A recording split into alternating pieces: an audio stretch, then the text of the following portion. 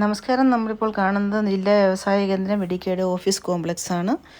വ്യാവസായിക ആവശ്യത്തിനുള്ള ലോണുകൾ അതുപോലെ അപേക്ഷകളെയൊക്കെ സമർപ്പിക്കുന്ന സർക്കാർ സംവിധാനമാണിത്. ഇത് ചെറുതോണിയിലാണ് ഈ ഓഫീസ്.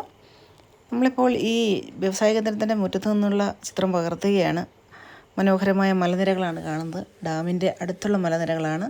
വെള്ളമൊന്നും നമുക്ക് കാണത്തില്ല, എങ്കിലും മലനിരകളാണ് ഈ കാണുന്നത്. ഇടുക്കി എന്ന സുന്ദരിയുടെ മറ്റൊരു ദൃശ്യം. ഇവിടെ എന്തെല്ലാം പ്രശ്നങ്ങളുണ്ടായാലും ഈ പ്രകൃതി മനോഹാരിത നമ്മളെ അതെല്ലാം മറന്നു പോകുന്ന ഒരവസ്ഥയിലേക്ക് എത്തിക്കും. അപ്പോൾ നമ്മൾ ഇവിടുന്ന് ഇറങ്ങി ചെറുതോണിയിലെ പഴയ പാലത്തിൻ്റെ അടുത്തേക്കാണ് എത്തുന്നത്. ഈ വലത് കാണുന്നതാണ് പഴയ പാലം.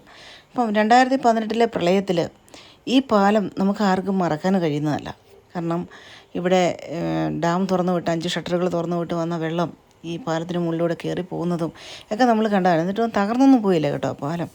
അപ്പോൾ നമ്മൾ അന്നത്തെ ആ ഭീകരാവസ്ഥ എല്ലാം, ഇവിടെ ഈ റോഡുകളൊക്കെ ഇടിഞ്ഞു പോകുന്നതും ആളുകളൊക്കെ ഓടിപ്പോകുന്നതും, ഒരു കുട്ടിയെ രക്ഷിക്കാനായിട്ടൊരു യുവാവ് ആ കുട്ടിയെ എടുത്തുകൊണ്ട് ഈ പാലത്തിലൂടെ ഈ വെള്ളത്തിലൂടെ ഇങ്ങോട്ട് ഓടിക്കടക്കുന്നതും ഒക്കെ നമ്മൾ കണ്ടതാണ്.